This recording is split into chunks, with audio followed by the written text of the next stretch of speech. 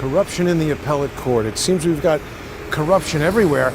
I came down here to be at the court, but when I got off the train, I observed these police officers who are standing around doing nothing, making personal phone calls instead of having situational awareness of what's going on. I asked this guy if there's a protest. He doesn't even know. He's 100 pounds overweight.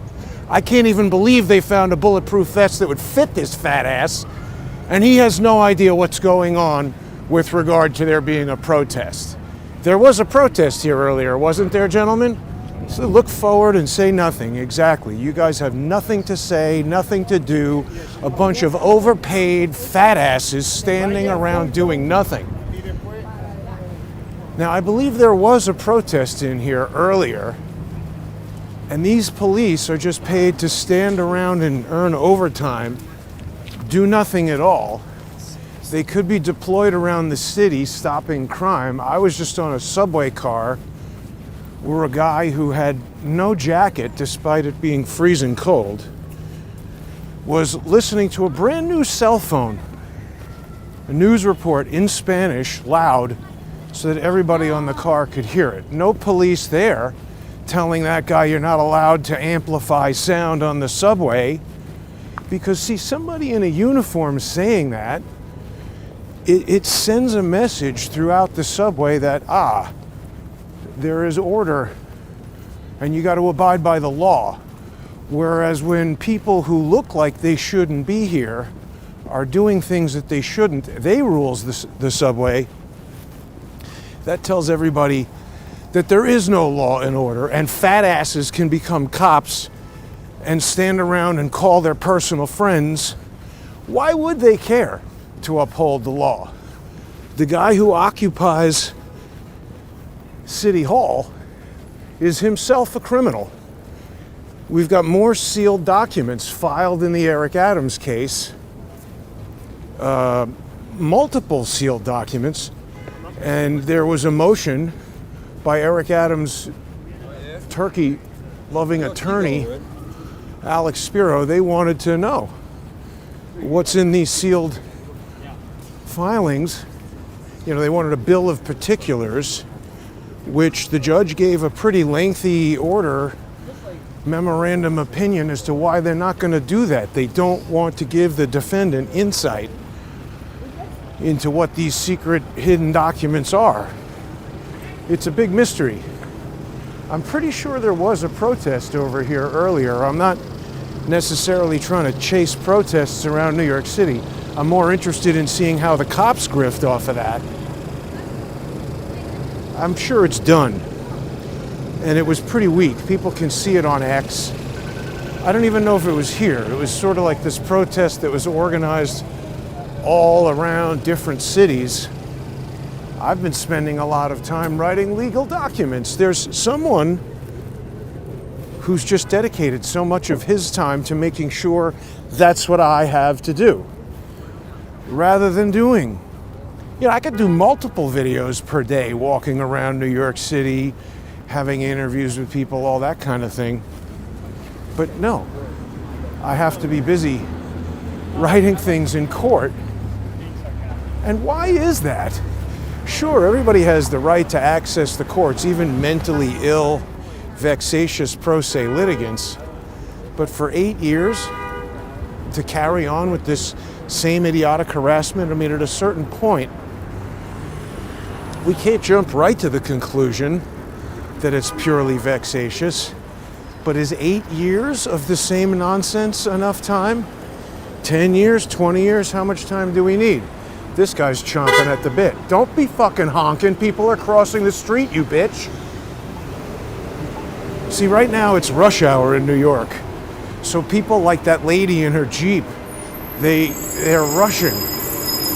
They're rushing around. I came down here just to talk more about what we were speculating about the other day. Is it corrupt in the Second Circuit? I think so. And I'm not just saying that because they decided against me. They affirmed the lower court's ruling in the Emmys case. Now, that would be fine. if they had done it honestly, but they're corrupt. And no one should be surprised. That's why it doesn't make sense to me when Turley and people like Turley say, oh, this is an outrageous occurrence in the courts, but Trump is gonna, he's gonna do all right on appeal.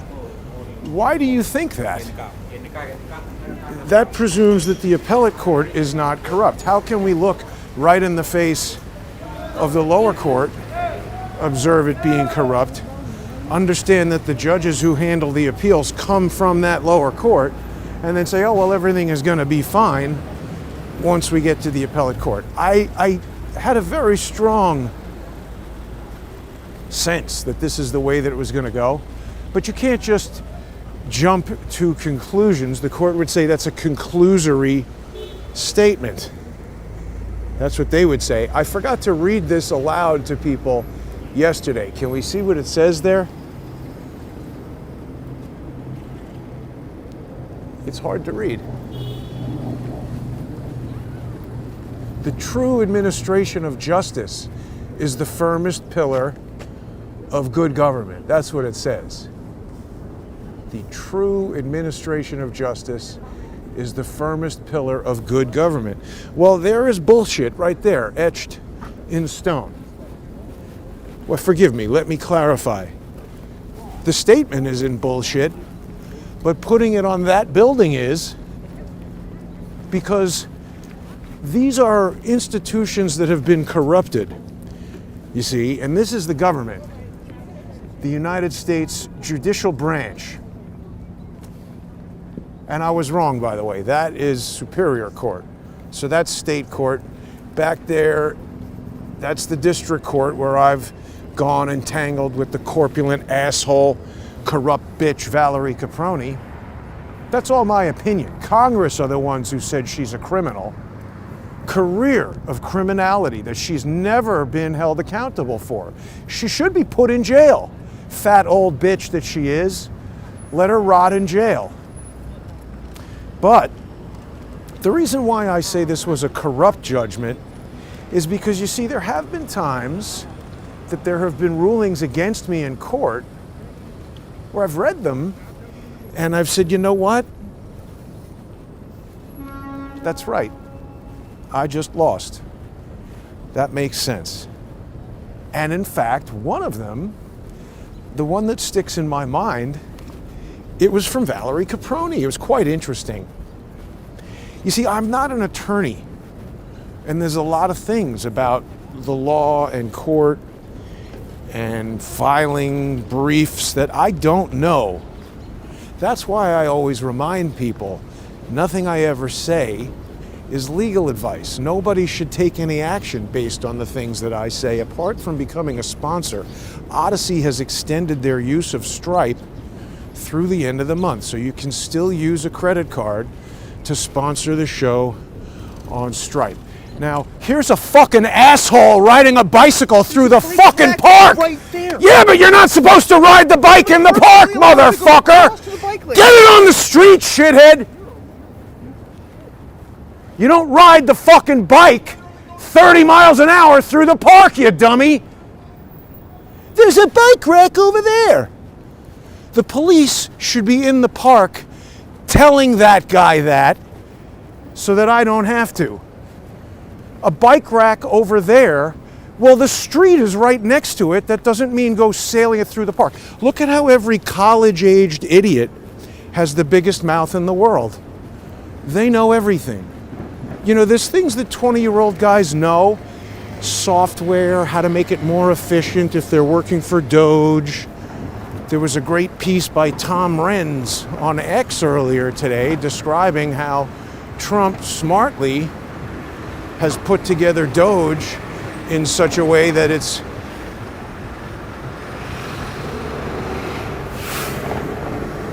based on an existing thing.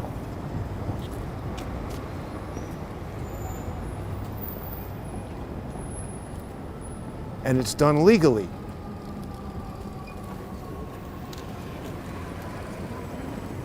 Anyway,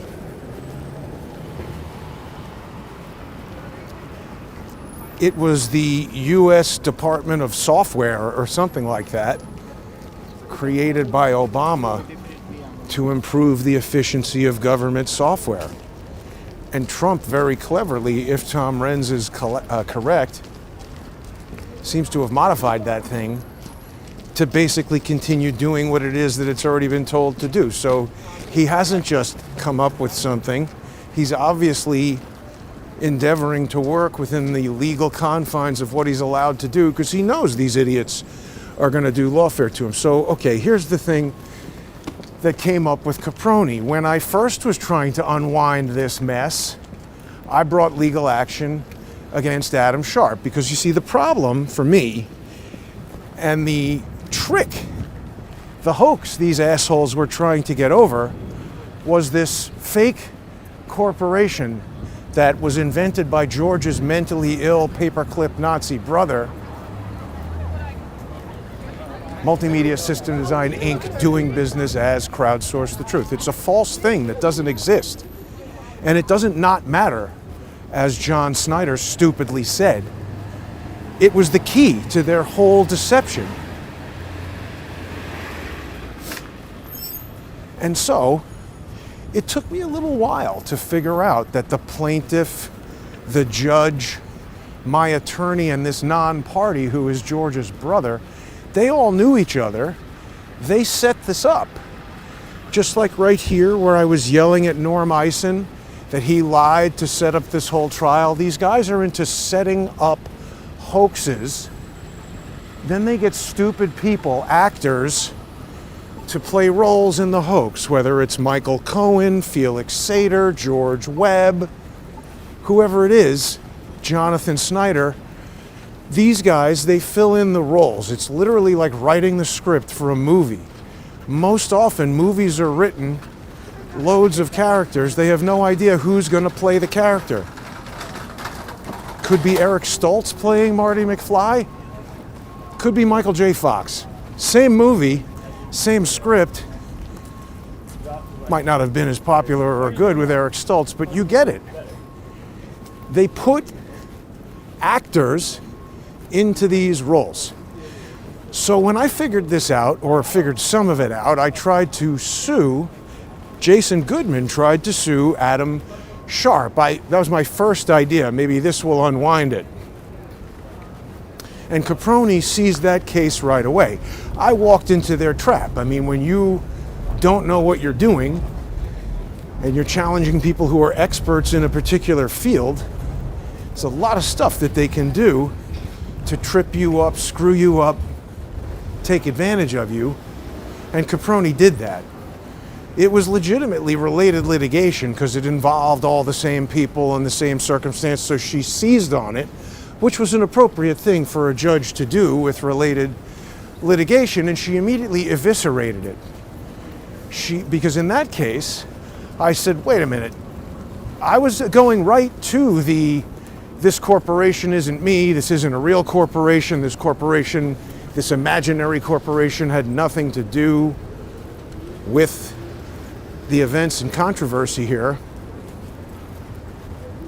And I said, oh, I'm suing them for violating 47 USC Section 230, the Decency Act, what is it? Computer Decency Act? Communications Decency Act, Section 230, the thing that everybody talks about. And Caproni, in her memorandum opinion eviscerating my motion, said, no, this fails because 47 USC Section 230, this is not anything that you can sue somebody over. There's no cause of action here.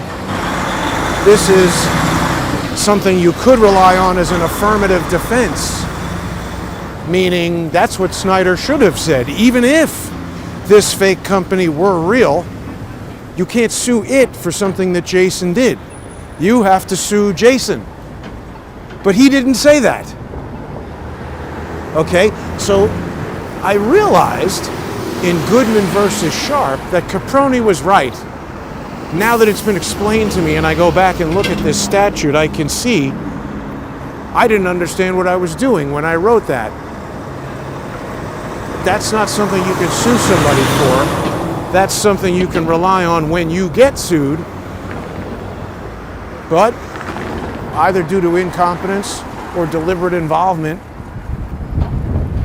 with the sham, Attorney Jonathan Snyder didn't say anything about that. So it caused me to realize, this was a very expensive form of law school. Caproni was right. It was also interesting to observe that when there was a mistake or some flawed legal theory that I presented, she seized upon it, explained how I was wrong, and that was the reason my motions were denied in those cases.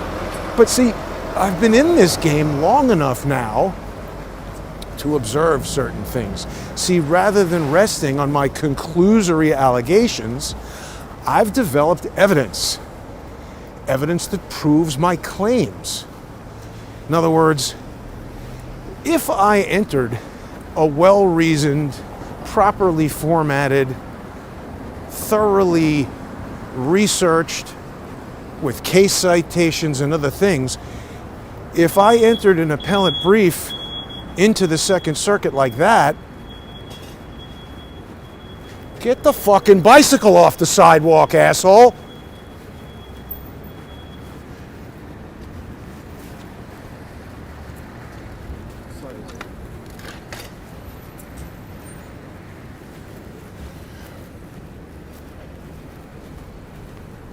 If I had entered a brief like that, and the Second Circuit panel said, well, Jason entered all this well-reasoned stuff, but here's something over here that he didn't know about that now makes all this invalid, I would have read that and said, oh man, how did I not know about that? I lose. But that's not what happened. It's not what happened this morning. And what did happen this morning has now happened to me enough times that we can firmly say that this was not an accident, this was not oversight, and this is not a legitimate resolution to my case. See, what I did is,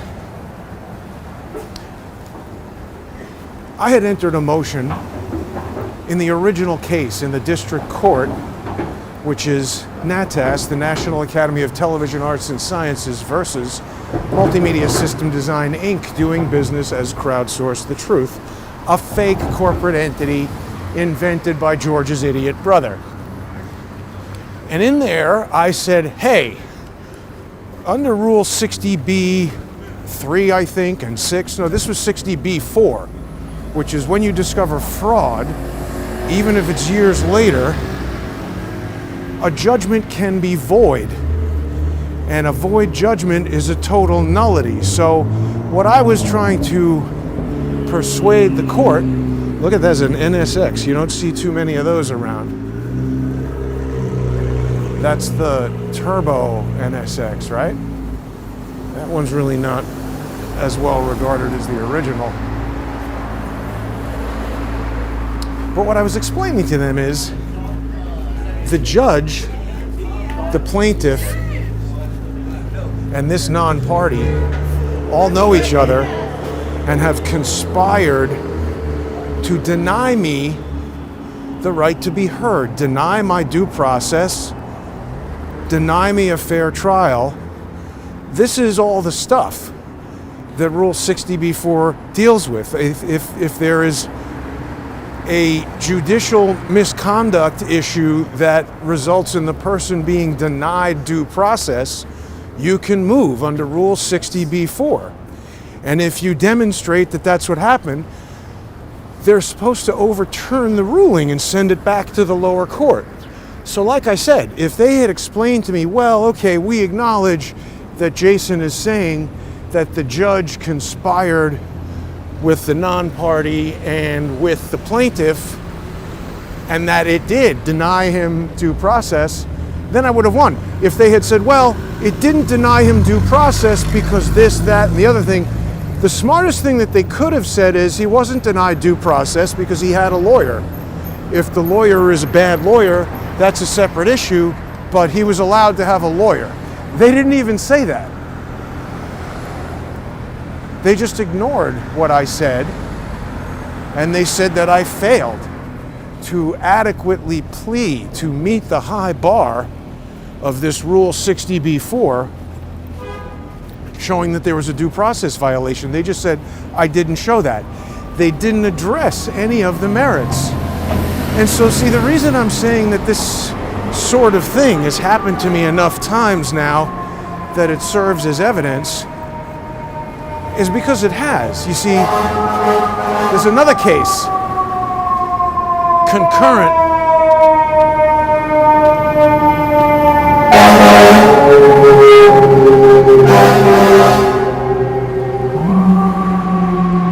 I've got another case running concurrent with this appeal, and that is George's psychopath asshole brother suing me in New York. Swigert versus Goodman, originally filed in New York in 2023.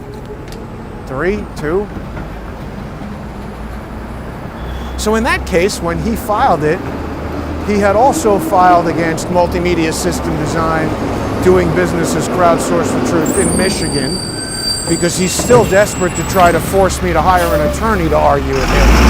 He knows that's a fantastic way to waste a lot of money and time.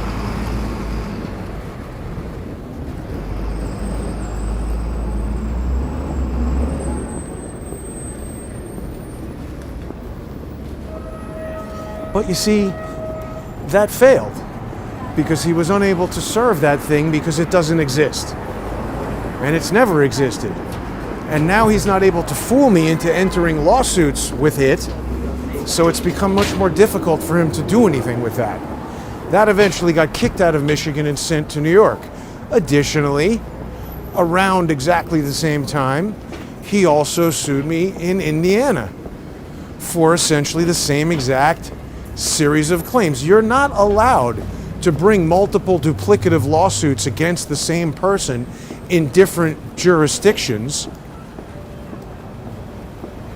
It's a violation. It's one of the violations of the rules that this insane, vexatious litigant who's been engaged in obviously stupid litigation for the past 8 years, that's just one of the rules that idiot broke.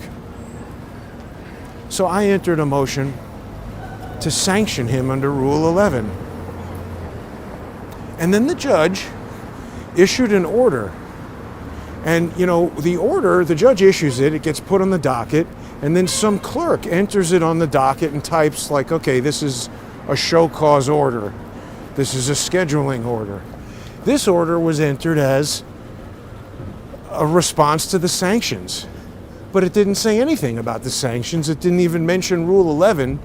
It just dismissed YouTube and Twitter from the case. Now, what's interesting about that is George's brother had used the threat of this lawsuit to get YouTube to delete a multitude of YouTube channels that I controlled, and I was never involved in that negotiation. He just threatened them, and that's what he's doing with these lawsuits. He gets a lawsuit, he sends it to YouTube, he sends it to Twitter, he sends it to whoever, and he says, oh, you're going to get sued in this lawsuit if you don't do X, Y, and Z. And sometimes he gets somewhere with that. So he's abusing this process grossly just to focus on undermining me and destroying my business. So all the people who are like, oh, don't put information behind a paywall, I need you to become sponsors on odyssey.com/@crowdsourcethetruth, crowdsourcethetruth.substack.com or subscribestar.com or patreon.com/crowdsourcethetruth, because this psychopathic asshole who's funded by the same things that the Doge department is trying to shut down right now, the NIH and all this weird money that comes from nonprofits all over the place. USAID is just the tip of the iceberg. That's like saying, oh, this thing has a bank account. Well, it's sending money to all of these nonprofits that are doing all kinds of illegal things.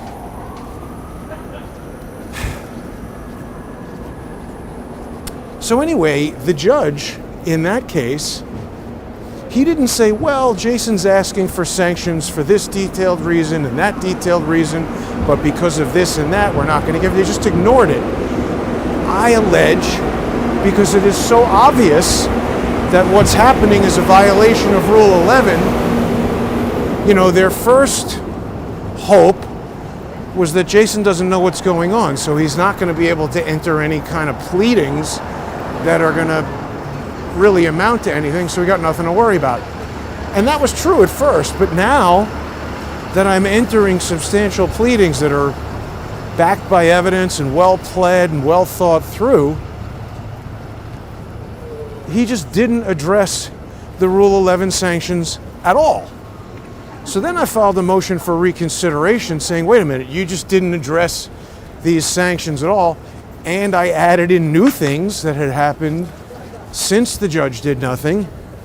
And the judge said, well, you failed to point out any mistakes.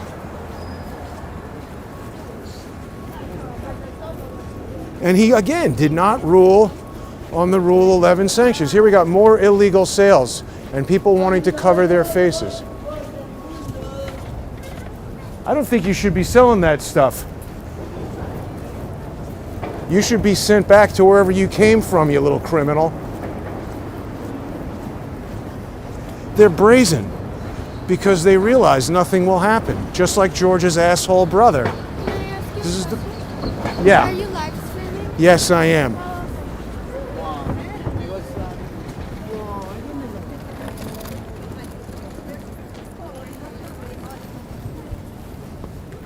So the point is, when you hit right on the facts and details that they can't refute, they just ignore them. It happened again with Caproni. This email address that I believe is owned by George's brother could easily be proven or disproven. They won't even let me ask. Why? It's just like the picture of Yurik on the roof.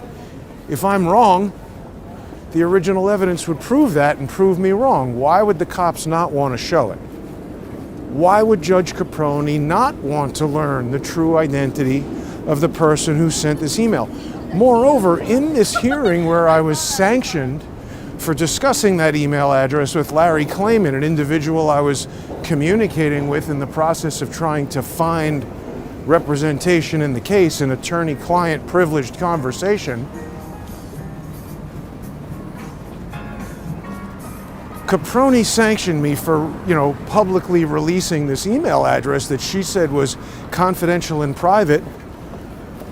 But what I pointed out was an attorney for the Emmys had spoken it out loud at a public hearing where it was recorded on the record. And when I pointed out, hey, here it is in the record, I wasn't dealing in non-public information. This is in the public domain. They didn't address that. They didn't say, well, even though Eichner uttered the email address and it's in the public domain, we're still getting you in trouble because of this other reason. They just ignored the facts that didn't support their narrative. It's a simple tactic, but when you're the one who controls the ledger, see, this is what I'm always talking about with stipulated reality. They don't care about actual facts. They care about what is stipulated in the record. That's why they don't want recordings.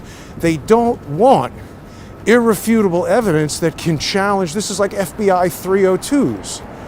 If you have a recording of the judge saying yes, and they write down in the book no, they don't care about your recording. This is the record. So this is part of how the corruption works.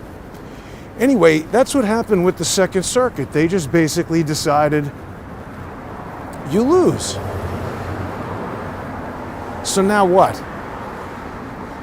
Now I can apply for en banc review, but the Second Circuit famously takes something like less than 2% of cases that are, seeking en banc review. What that means is, instead of just 3 corrupt idiots looking at this, let's get everybody at the court to look at it.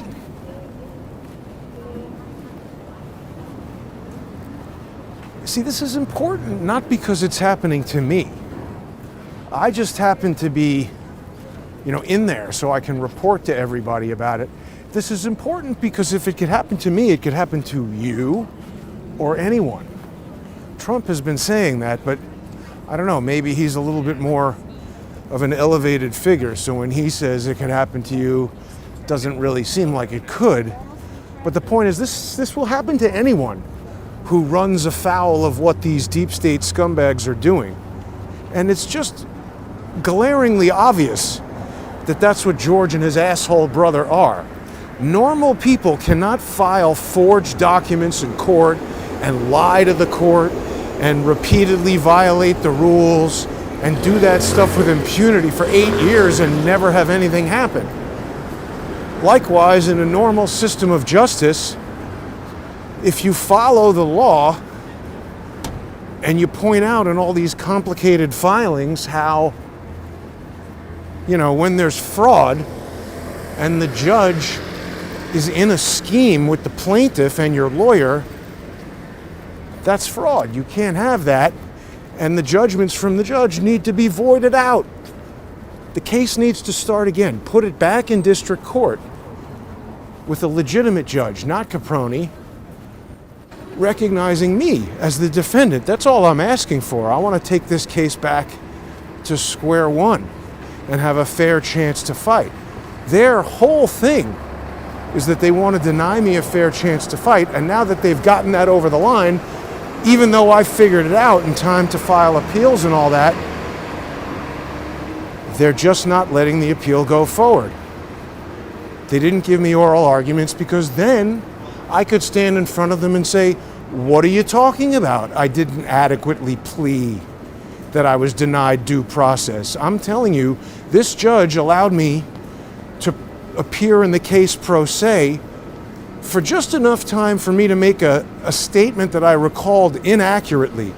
I said in the courtroom that Eichner had released the email address during a deposition. And the judge said, oh, well, then it's still confidential.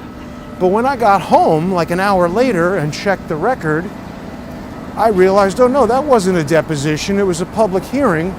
She wouldn't allow me to even correct my testimony. It is so corrupt. Caproni is a shameful coward, a disgusting wretch of a woman who must be dragged into the light and brought to justice. She should be put on trial for treason. She's a criminal.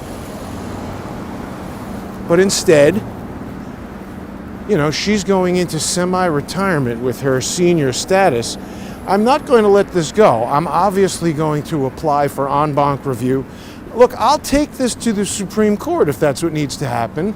I've already begun looking into it. It literally costs thousands and thousands of dollars just to print up the documentation that you need to submit a case to the Supreme Court. That's not the way that should work. There's a lot of antiquated bullshit in the United States justice system that prevents people from actually accessing justice. And that stuff needs to be gotten rid of. Look at this. We have Raising Cane chicken fingers here. You know what? I never have eaten there and never even have seen it in New York before the pandemic. They had those around in Shreveport. I don't really like fast food fried chicken restaurants, but there's Raising Cane's. Look, this is a very upsetting situation, and then, all the assholes who sit around like, oh, how are your lawsuits going, Jason? These people are cheating. And is it difficult to win when you're a cheater? Are you proud of yourself for cheating to win? Now, the other thing that we're testing here is on my failover system. I don't want to say what I'm testing, but there's something new being tested today. We'll see if it disrupts or what.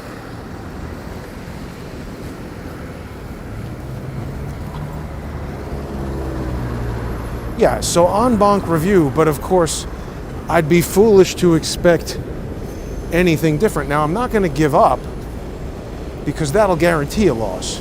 See, I'm holding out hope that maybe simultaneous with me doing all of this, maybe Pam Bondi and Trump and everybody who's coming in there will drop the hammer on some of the losers that facilitate this corrupt system. I mean, obviously, they can't go firing people in the judicial branch, but by firing the FBI agents, I mean, for instance, Kenneth Engberg, you scumbag in Detroit, do-nothing piece of shit working for the FBI.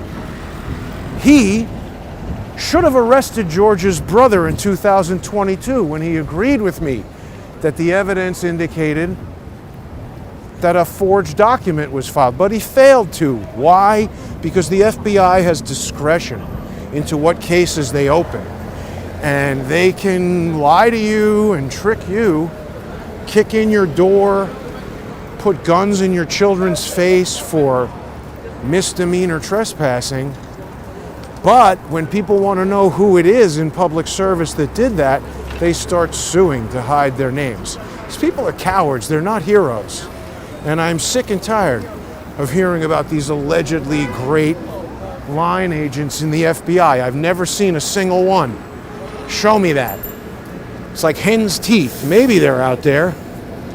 But so far, every single FBI person I have ever dealt with is 100% motherfucker. They should close the FBI, fire every single person, and frankly, prosecute most of them.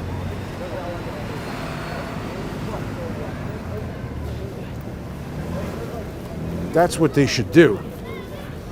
But anyway, it's literally thousands of dollars just to print up the material that you need to submit your case to the Supreme Court. I don't know, I thought I might see some protests along this walk. Not that I really want to, but there's all kinds. I think they don't know what to protest. Right? People are upset that Trump has decided to take over Gaza. That doesn't sound like a good idea to me at all. Why do we want that? Insert ourselves right into the middle of another war? That sounds like Afghanistan 2.0 to me. But people are upset about that, so they're protesting that. People are upset that he's closing down USAID. But he's not closing it down. He's changing it, putting it under the direction of the State Department and the Secretary of State. What's wrong with that? Now they're going to go and evaluate these different programs. By the way, what's her name? Ilhan Omar, she's like, oh, this is the program that, brought me food and this and that. Well, guess what? That makes me want to shut it down even more. Why should we be? I don't want to give any money to Somalia. I don't like it that she got food and moved out of Somalia and came here to live in Washington, D.C. I'd prefer it if she stayed there. Why don't we end all foreign aid to every single country and then let every country have their own charity? And if you like Somalia, send your own money to Somalia. If you like Israel, send your own money to Israel. And then people could really vote. We just eliminate income tax, stop all this mandatory giving out of money, and all these people who think that migrants should be here selling illegal food, throwing gang signs on my videos, playing music on their cell phones on the subway, robbing people, and just generally decreasing the quality of life in New York. Those people who want that can send money to those countries. I don't want us to have anything to do with any of those countries. I don't think it's had a positive effect on the United States, all this stuff that USAID and the CIA have done. I don't think it's ever been good.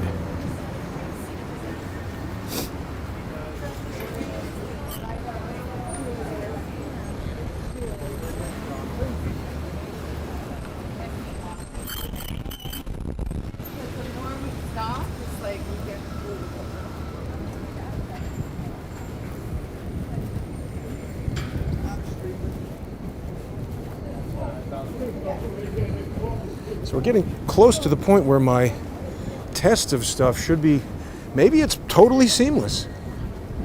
That's what I would expect if it's working. It's so cold. A totally seamless experience. Now that was a big Dwayne Reed, and now it's NYC Gifts and Convenience. I just think that's money laundering when they do that, because it's really, really expensive for rent. There's not that many tourists right over here, and who is buying that stupid crap? You know, I mean, that's like where they're staging downstairs in there. They have all the fake Louis Vuitton stuff, and then they got guys like this hanging out with blankets to sell it.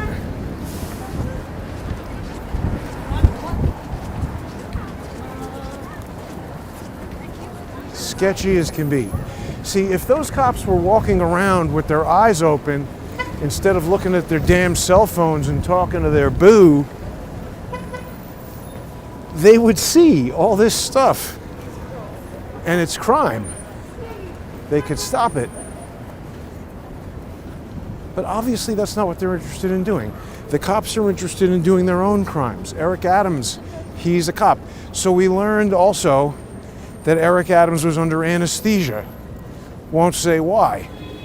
It's weird. P. Diddy was also in the hospital. Did Eric Adams, is he P. Diddy's long lost blood brother, donating a kidney to P. Diddy? P. Kidney? I don't know. There's a lot going on with Eric Adams that we don't know. Thankfully, all this talk of giving him a pardon seems to have calmed down. There's suspiciously little in the way of protesting going on. Maybe USAID can't send the money to morons like Ezra Frisch. By the way, I have no evidence that USAID has paid Ezra Frisch, but there is a lot of evidence that he's somehow involved in weirdo FBI operations, friends with, what's his name, Matt Taibbi. A lot of evidence.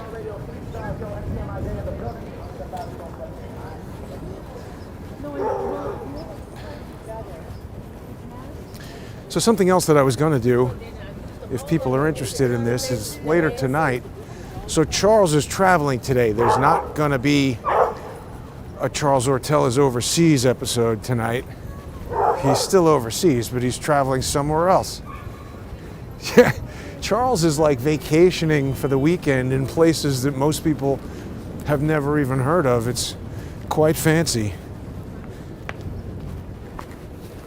But anyway, what I was going to do, if people are interested in this, and if you want to see it, become a sponsor on odyssey.com/@crowdsourcethetruth, crowdsourcethetruth.substack.com, or subscribestar.com, or patreon.com/crowdsourcethetruth. I'm going to do a counter lawfare episode and read this order from the Second Circuit Appellate Court. Have a little kind of AMA session. People are going to be able to ask me whatever they want about the case, about the appeal, you know, about what's coming next.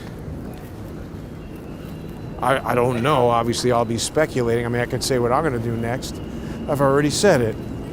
Petition for an en banc review. So if people want to see that, drop me a message. I'm inclined to do it. I really do need people to sponsor the show. If you like Crowdsource the Truth, it's super important. And still, until the end of February, for as little as $3 a month, $3 this month, you're going to get a full month access. Even if you sign up on February 28th, I'm told it will last the duration of the month. Then Odyssey is going to implement a new payment system, and subscribers will have to resubscribe. I really do apologize for that inconvenience. But again, it all comes back to this deplatforming that's being driven by criminal psychopaths like George's mentally ill, wife-swapping paperclip Nazi brother. He's such an intolerable asshole. I really want him to be put in prison at the bottom of the ocean and just leave him there. I don't think they have a prison at the bottom of the ocean, but that would be my preference. Ooh, that's a serious looking dog. So wait, do they have to?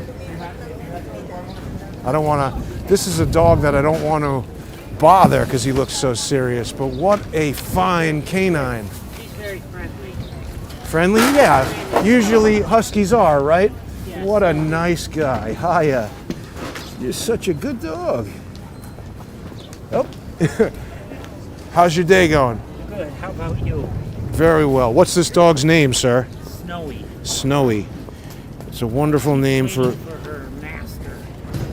her master, sorry. Yeah, that's Wonderful name for a beautiful dog. Hi, Snowy. That's a really nice looking dog. Dogs, they do.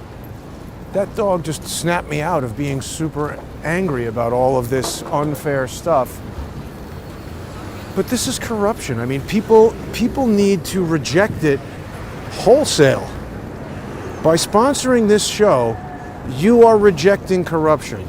I'm going to continue to fight George's psychopath asshole brother until he is in jail. And it's coming soon. It's got to be clear, even to the most skeptical viewer, there's no degree of psychopathy alone that would cause this maniac to remain engaged for 8 years, filing every day. Every day, this asshole has something new filed. Letters to my father.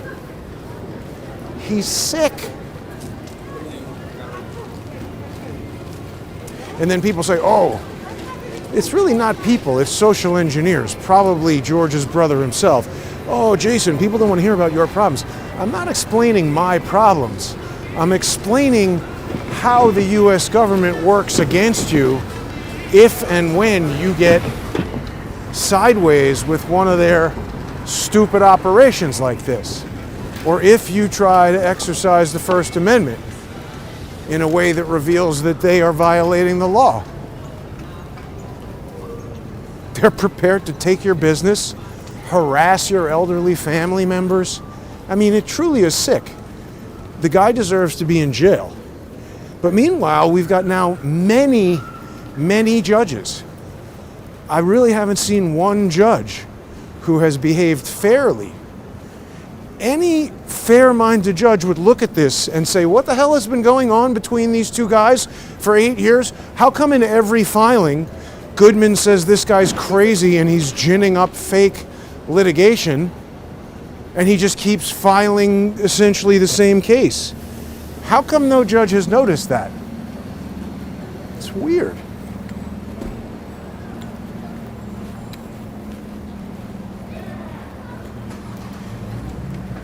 But again, they were quick too in how they issued this ruling. See, if you are a judge, there's not that many judges. They have a pretty good handle on what's happening on all these cases. In fact, they could even get together and say, oh, well, you know what, don't let this case move forward because there's a risk that evidence in Goodman versus the city of New York could reveal something that we don't want people to know about with regard to Eric Adams. And, you know, Eric Adams, this ties into what's going on with Doge. Now, I haven't been able to identify any direct payments from USAID to the Neighborhood Association of Intercultural Affairs, but it did receive, I think, 1.7 or 1.9, something like that, million from the federal government. How exactly did that happen? I don't know. We're going to have to dive into the IRS filings to figure that out. But what I'm getting at is, just because you don't have a check going from USAID directly to the Walcott Hotel, doesn't mean it wasn't funding that. Right? Now, do those detectives have a police benevolent association that's a 501c3 that sends money And is that, remember in DC, we had that thing that they said it's a restaurant. That's where we have our meals. So, all right, is every meal a cop has going in there free? And if you have lunch and dinner for free every day for 10 years, isn't that some sort of pecuniary benefit that you're not supposed to be able to get? And I'm not just saying that somebody's buying people lunch. I'm saying there is a vast network of these criminal nonprofit organizations, the Lawfare Institute, the Brookings Institution, the Emmys themselves. It's a nonprofit. It's part of this network. The NIH that paid George's brother, it is a network. It's not just USAID. And see, I really don't trust Mike Benz. At first I thought he was great. Hey, this guy's covering all this stuff. And then, I was giving him information about exactly the topics that he's on, things that only I know about people that I'm not even allowed to talk about anymore. And amazingly, Mike doesn't want to say anything about that, acts like a dick when I see him in person, and then blocks me on Twitter. He was there outside Madison Square Garden meeting with Jack Posobiec at that moment that Jack acted so strangely. In the 8 years that I've known Jack, he's never been acutely an asshole like he was in that moment. That tells me that something unusual was happening. Something extremely important to Jack that he didn't want me to disrupt. Maybe Jack knew this was the moment where he was going to introduce Elon Musk to Mike Benz and set off whatever plan. Look, I'm hopeful about what Musk is doing with Doge, but I just can't get past the bizarre nature of everything going on with Elon Musk's attorney, me getting choked by people who appear to be Elon Musk employees, and instead of him saying, hey, sorry, that was a big misunderstanding, let's have a settlement conference and understand what's going on and how we can resolve this, making everybody happy. He didn't say that. They said, no, you're still blocked from Twitter. These lawsuits with Swigert are going to continue. Elon Musk didn't say that, but so here's Stoops, licensed cannabis on Fifth Avenue. New.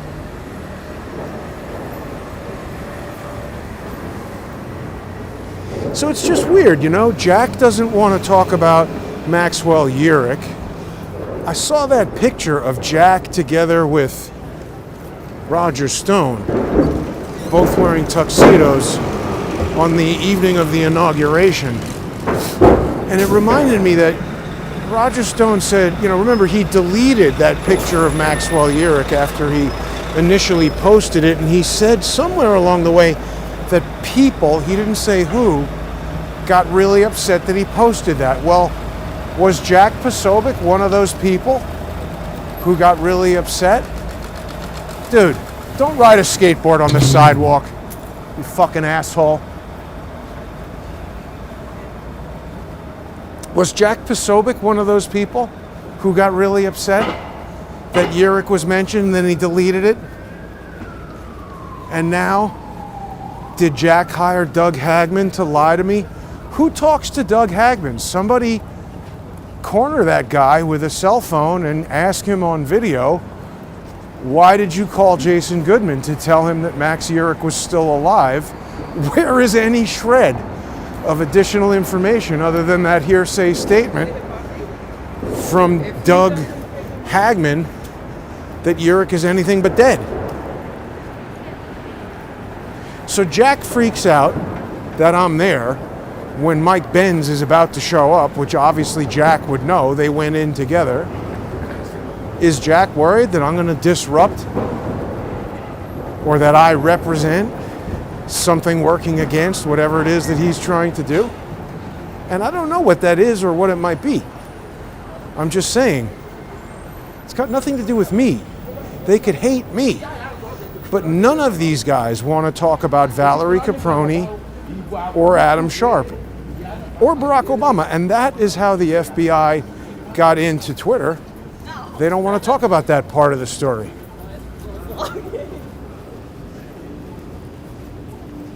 Matt Taibbi didn't want to talk about that part of the story. It's weird. They all know each other. They all seem to be connected. And they all seem to not want to talk about the same thing. I don't have an explanation.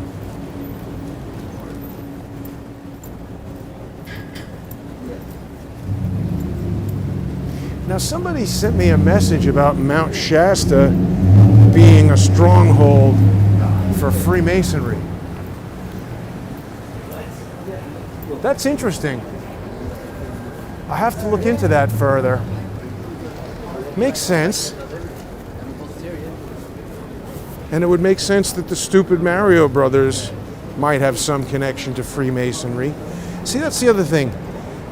Ian Carroll, he loves to spread anything anti-Israel, anything anti-Jewish. He conflates Israel with all Jews and Zionism with Judaism. I have no issue with anybody disagreeing with Israel, disagreeing with the plan for the United States to get involved in Gaza. That's fine. My issue is that Ian is a deceptive liar and a social engineer who obviously is involved with George and his idiot brother. He shows up initially over a year ago asking me about Quinn Michaels. Nobody cares about Quinn Michaels. Very few people care about Quinn Michaels, but this guy comes out of nowhere directly to me asking about Quinn Michaels. Then he knows George Webb. It's not like George showed up and introduced himself. They knew each other. That was quite clear. Now, I mean, is that a coincidence? Maybe, but I don't think so.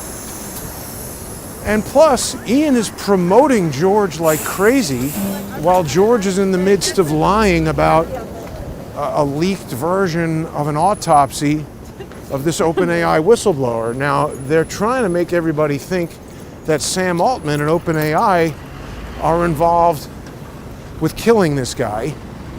I don't know if they are or aren't. The available evidence doesn't seem like they would have.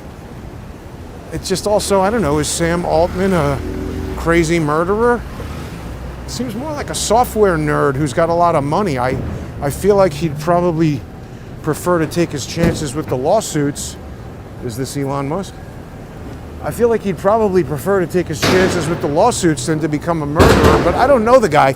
It's a little bit of a nutty conclusion that they've arrived at. So certain people can't quite get it through their head that there's a certain type of limited hangout where they present you with a lot of evidence, irrefutable evidence. Look, Israelis dancing next to a van on 9/11.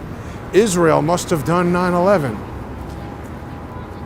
I'm not denying that Israeli guys were arrested dancing outside a van or that they were connected to Mossad. I'm just saying, to me, that appears to be individuals who are very obviously planted there to be caught, to lead you to that very obvious conclusion. And who would do that? It's more likely, in my view, that someone who did not perpetrate the crime, someone who did perpetrate the crime would want to put people there to get arrested and say, oh, look, see, those guys did the crime, not us. And I think it's the United States of America. It's just always been crazy to me, this notion that Israel, which was formed, 180 years or whatever after the United States came about, that it controls the United States. It seems a lot more clear that either something sits above the United States and Israel and controls both, or the United States controls Israel, and it's essentially an intelligence cutout for the United States. This plan to take over Gaza doesn't make me think that any less. It's just weird.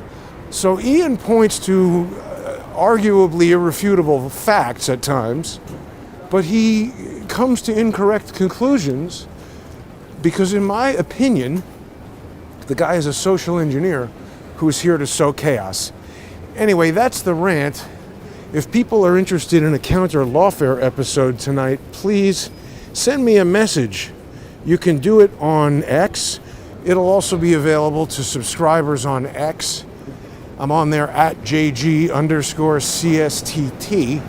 But of course, you're going to be able to see it on odyssey.com/@crowdsourcethetruth, crowdsourcethetruth.substack.com, and subscribestar.com, and patreon.com/crowdsourcethetruth. I'm going to read this to people, this order from the Second Circuit. I'll take questions and talk to everybody, and people can form their own opinion. Is this, no, Jason, you did something wrong and they should have done what they did?